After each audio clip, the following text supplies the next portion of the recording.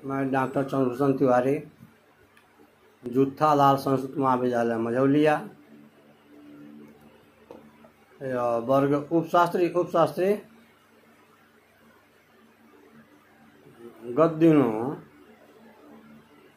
मैं आप लोगों को बताया था भारवी का जीवन और उनका जो काव्य है एकमात्र महाकाव्य, वो भारवी का एकमात्र महाकाव्य है किरातार्जुनीयम। उसमें मैंने बताया था कि 2 शब्दों से बना किरात और अर्जुनीयम। इसकी कथा से कहाँ से ली गई? महाभारत के वन पर्व से इसको उद्धृत किया गया है। यह कथा महाभारत से ली गई है। पांडवों का ज्ञातवास के कथा से शुरू होता है, फिर वो अपना समय व्यतीत करते हैं, जंगलों में आते हैं तो फिर कौरव पांडवों का युद्ध होता है, वो तो विजयी होते हैं।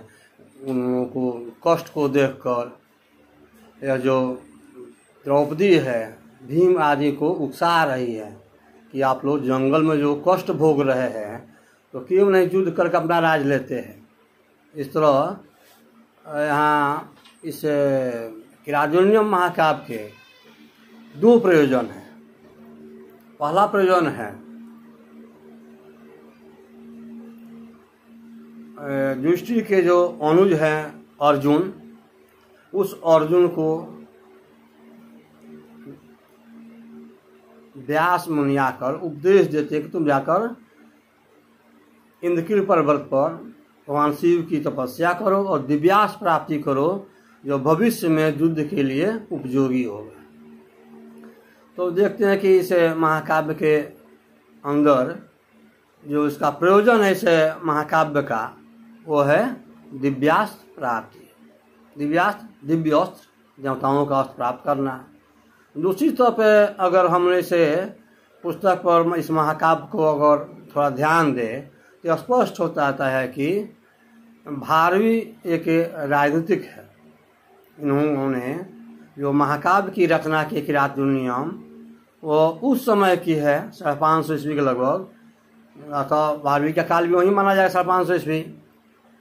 तो उस समय होता था क्या गया, राजा लोग जो थे, क्षत्रिय लोग जो राजा होते थे, वो भोग विलास में अपना व्यस्त रहते थे और शासन सत्ता या प्रजा के कार्यों की देख रेख कम करते थे। तो यहाँ इस महाकाव्य में यह दर्शाया गया है, एक तरफ अर्जुन को दिव्यास्त्र प्राप्ति, दूसरी तरफ यह दर्शाया गया भारवी के द्वारा कि जो क्षत्रिय लोग सोए हुए थे, राजनीति से विरक्त हो गए थे, अपनी प्रजा से या राज्य से जो उन्मुख हो गए थे, उन लोगों को जागृत करने के लिए, उन लोगों को उत्तेजित करने के लिए से महाकवि भारवी ने अपनी पांडित्यपूर्ण महाकाव्य की रचना की। अतः यहाँ 2 प्रयोजन हो सकते हैं, एक है दिव्यास्त्र प्राप्ति और दूसरा है सोए हुए क्षत्रियों को जागृत करना, है ना। तो उस पिछली कक्षाओं में तो उनके कथा, महाकाव्य की कथा, उनका जीवन वृत्त पर हम लोग व्याख्या किए थे, व्याख्यान दिए थे, हम चर्चा किए थे। उसमें अब कहा जाता है कि भारवी के विषय में कहा जाता है कि भारवी अर्थ गौरव, है ना। अर्थात भारवी की काव्यों में अर्थ की गंभीरता है। भारवी जो अपना किरातार्जुनीयम महाकाव्य लिखते हैं उसमें अर्थ की गंभीरता है। अर्थ का गंभीरता का भाव यह है कि कम शब्दों में व्यापक अर्थ की प्रचुरता, कम शब्दों में, जिसे हम लोग कहते हैं कि गागर में सागर भरना, इस तरह की इस महाकाव्य में व्याख्या की गई है।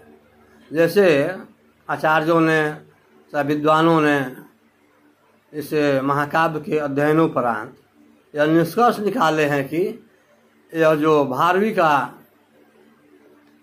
किरातार्जुनीयम है उसे नारकेल फल सम्मित, नारकेल फल की उपमा दी है, संज्ञा दी है, नाम दिए है।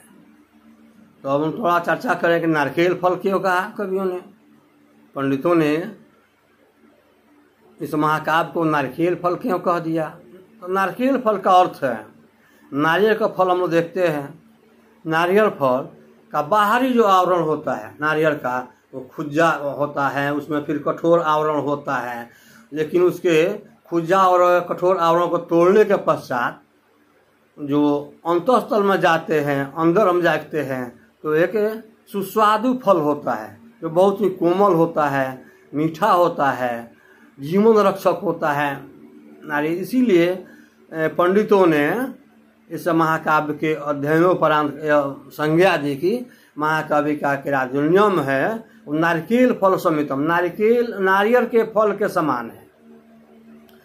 और तो हम देखते हैं कि एक ठो उनका जो नाम था दामोदर, तो उनका वास्तविक नाम था, तो दामोदर को यहाँ क्या दर्शाया गया, भावी दी गई संज्ञा।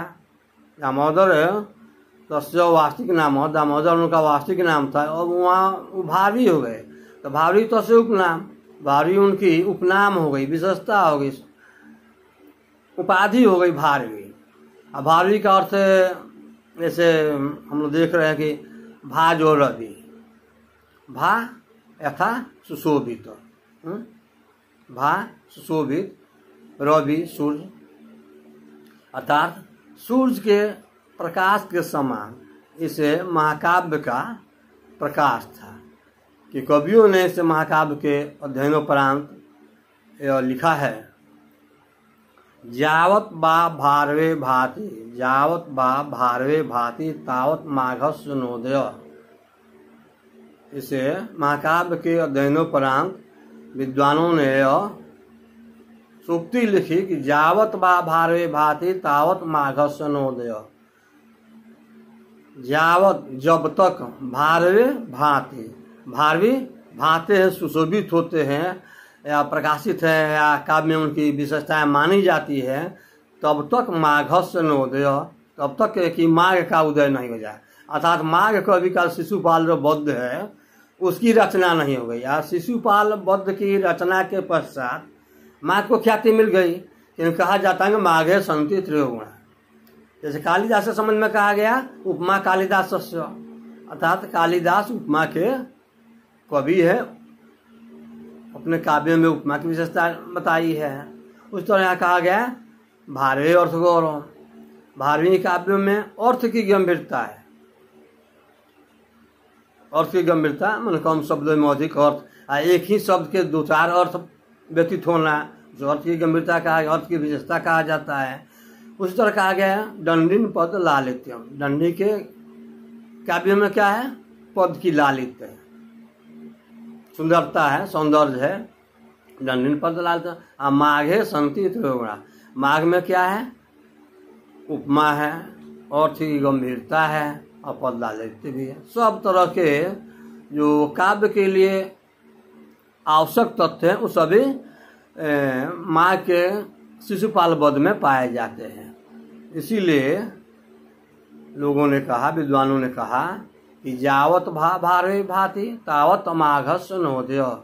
भारवी तभी तक सुशोभित हो रहे हैं, भारवी तभी तक पूजित हैं, भारवी का माँ का तभी तक प्रसिद्धि पाता है जब तक शिशुपाल वध की रचना नहीं हो जाती है माघ के द्वारा। ठीक उसी प्रकार जो कहा गया नारिकेल फल समितम, नारियल के फल समित, उसी पर कहा जाता है कि भारवी के काव्यों में अर्थ की गंभीरता जो है वो विशेष रूप से देखी जाती है। जैसे पिछली कक्षा में हम बताए थे कि राजा खेत के लिए निकले थे, पड़ाव चूंकि नजदीक था तो उसी दिन लौट कर आ गए, तो देखे कि उनके पत्नी के साथ कोई पुरुष लेटा हुआ था, वो क्रोधित हो गए, उसको मारना चाहिए, तलवार खींच लिए।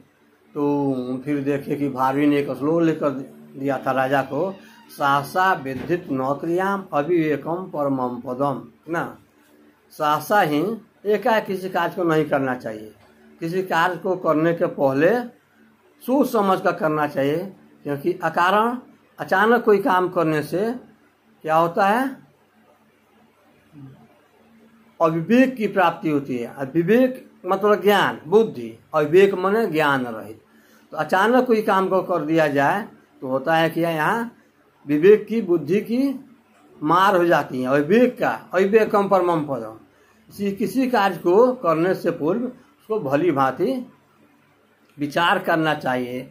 ऐसी श्लोक के द्वारा उस राजा का इकलौता पुत्र बन जाता है और भारी को बुलाकर प्रचुर दान इत्यादि अपना देते हैं। इसलिए कहा गया भारवे अर्थ गौरव। ठीक इस प्रकार एक दूसरा श्लोक में देखें।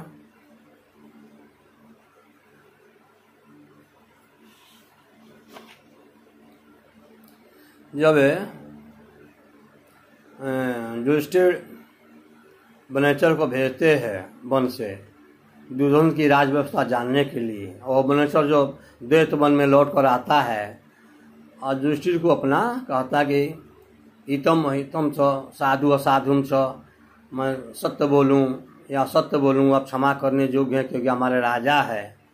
उसका अपना कहते कहते आगे कहता है का कथा प्रसंगेनम जनेरुदाहृतम स्मृतम आखंडल सुनु विक्रम तवाभिदान्तम व्यथते नतानुत स दुसहानम पदादियो रोग।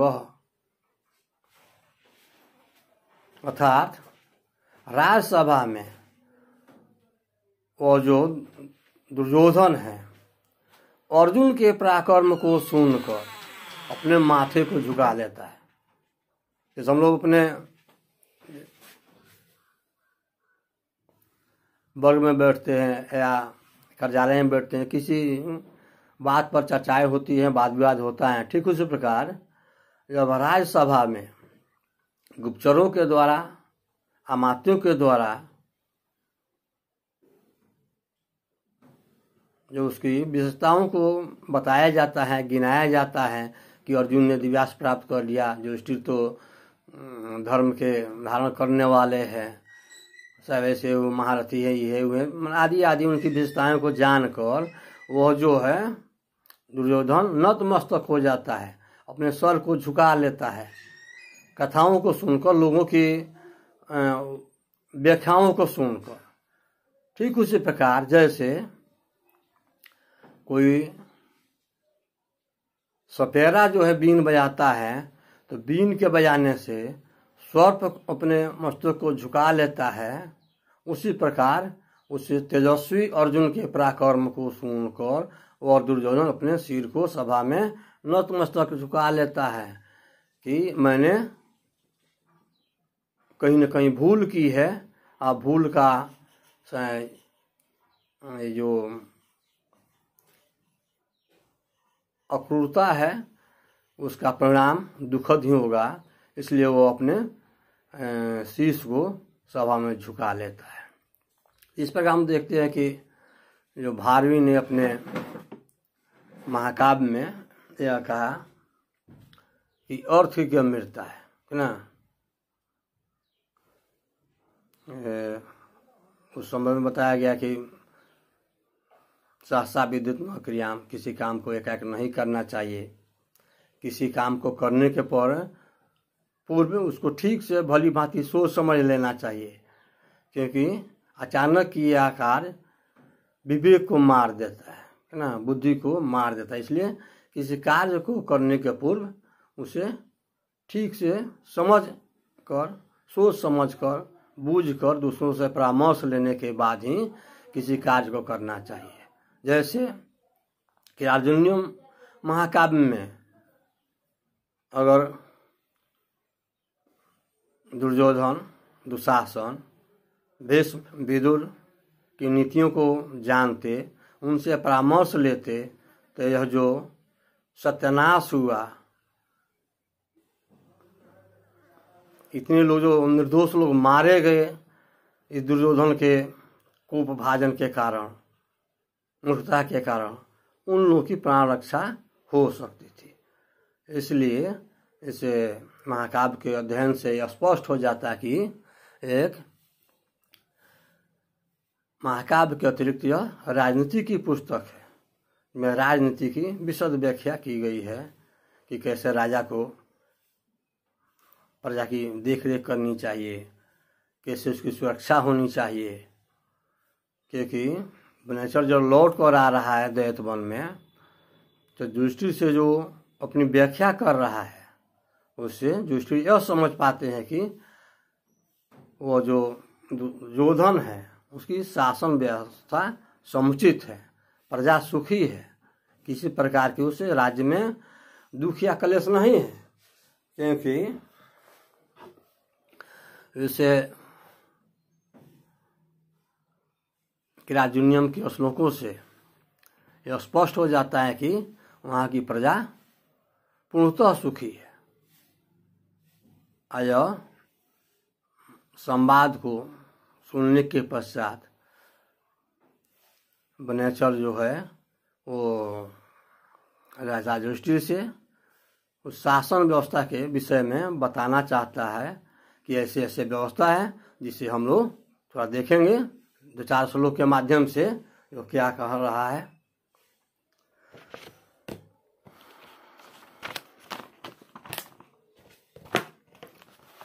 जैसे देखिए एक श्लोक है शुरू में किराजुनियम का जो है प्रथम स्तर का प्रथम श्लोक है।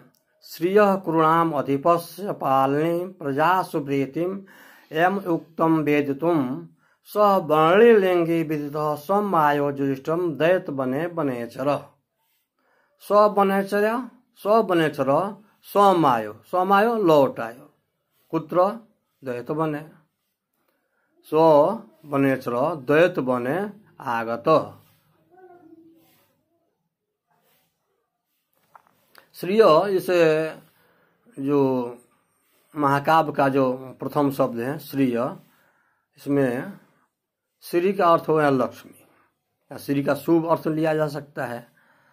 तो यहाँ कहा जाता है कि किराजुनियम का शुरुआत है वो लक्ष्मी श्री शब्द से शुरू हुआ है, या मंगल श्लोक कहा जा सकता है कि मंगल इसमें है, श्री शब्द से मंगल की ख्याति होती है। स्ववर्णी लिंगी विदितः स्वमायो विदितः ज्ञातुम जानत्वा, अर्थात वो वनेचर दुर्योधन की राज व्यवस्था को जानकर दैत्य वन में लौट आया, है ना। फिर अगला श्लोक देखें।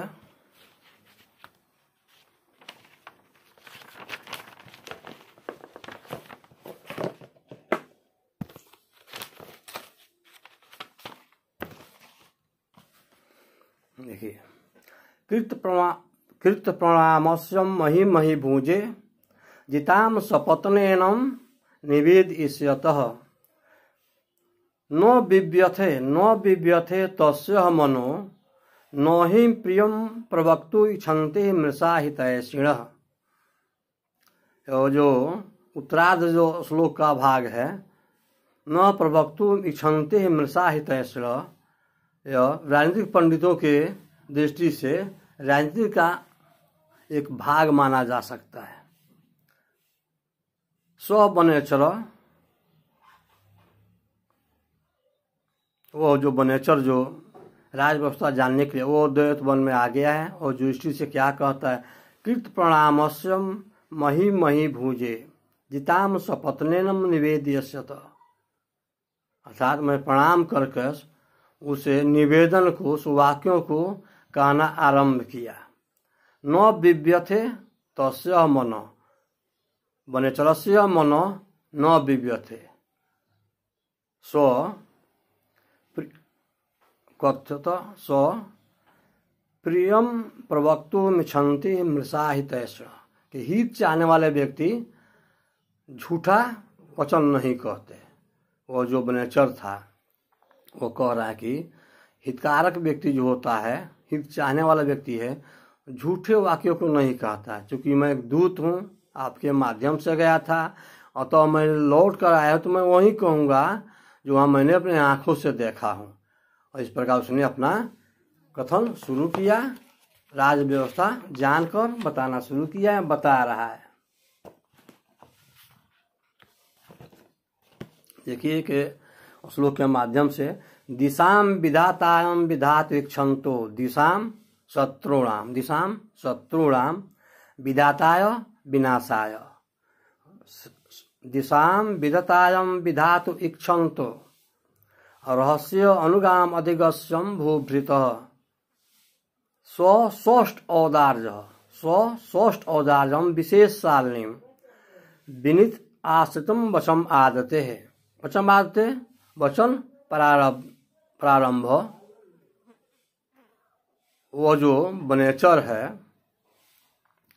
कहता है कि दिशाम विधतायम शत्रु के विनाश के विधातु इक्षन्तु शत्रु की विनाश की इच्छा रखने वाला वो दुर्योधन।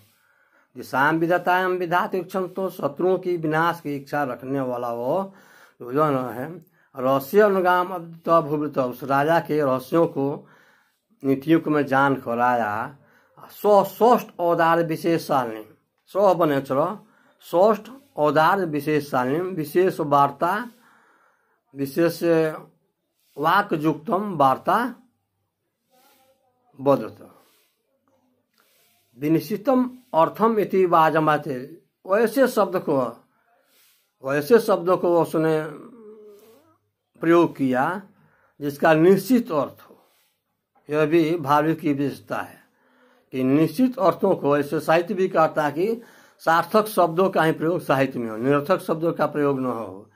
ठीक आया भारवी ने कहा कि विनिश्चितम अर्थम यदि वचम आदते स्व बनेचरम निश्चित अर्थयुक्त वाक्यम वदत स्व वो बनेचर स्व बनेचर स्वस्थ औदार्थ विशेष सालनी यथा विशेष वार्ता विशेष वाक्युक्त अर्थयुक्त शब्द बुभृत बोला। दिशाम विदतायम विधातु इक्षन्तु शत्रुओं के विनाश की इच्छा रखने वाला वो जो राजा है वो उसके कथा वृतांतों को जानने के पश्चात कहता कि स्वस्थ और विशेष सालिम विशेष वाक्यों से कहना शुरू किया, बोलना शुरू किया।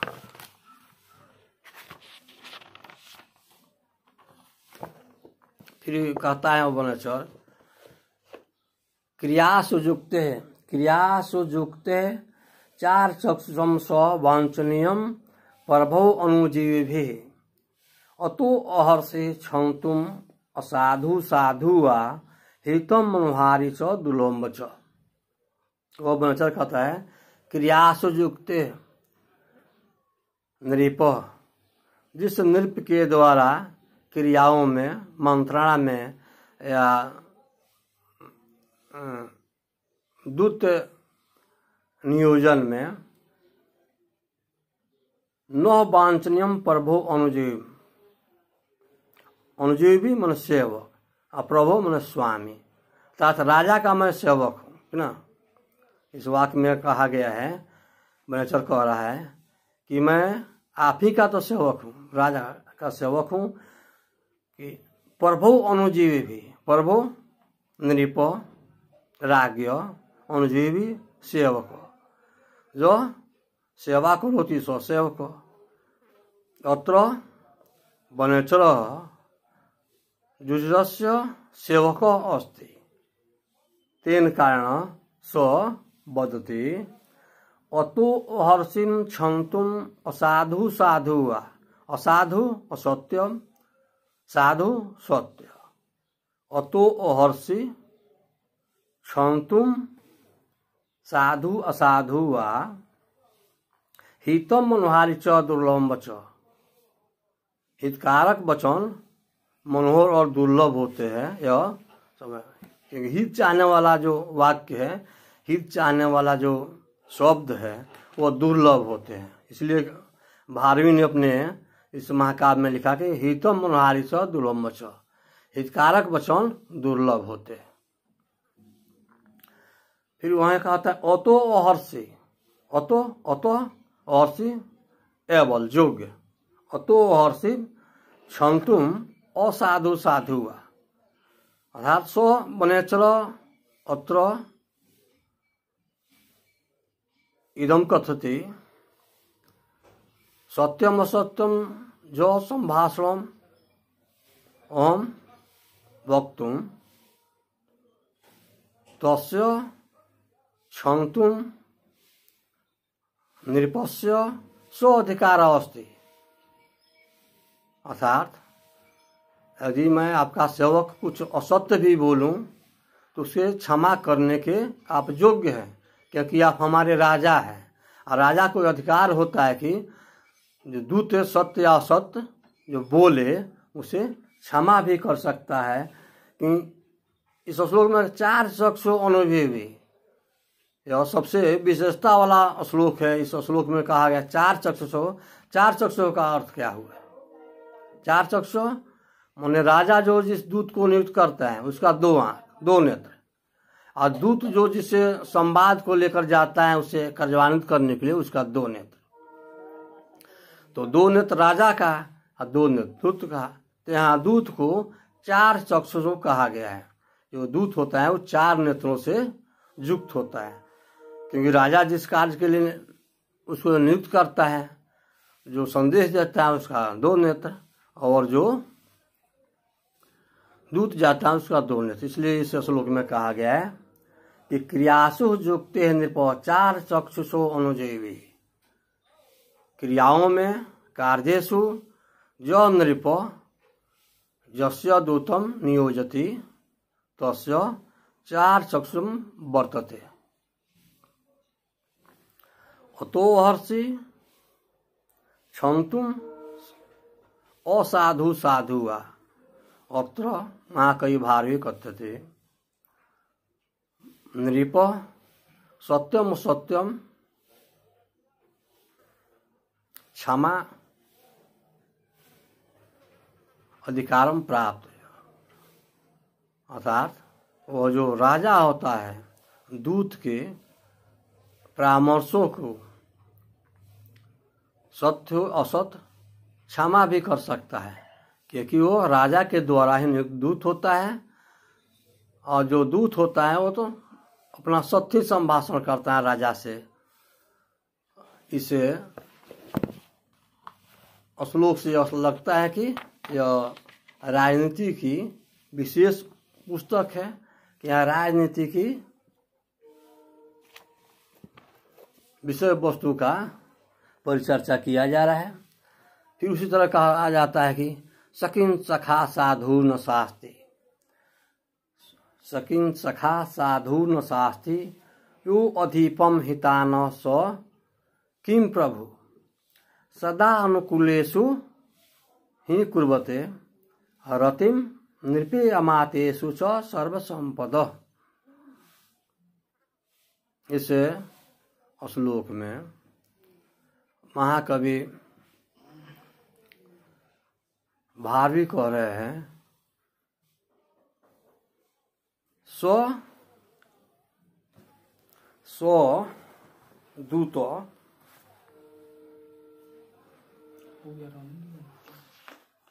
स्वदूत कुत्सित अस्ति स्वमात्य कुत्सित अस्ति जो स्वप्रभु उचित परामर्शम न ददाति।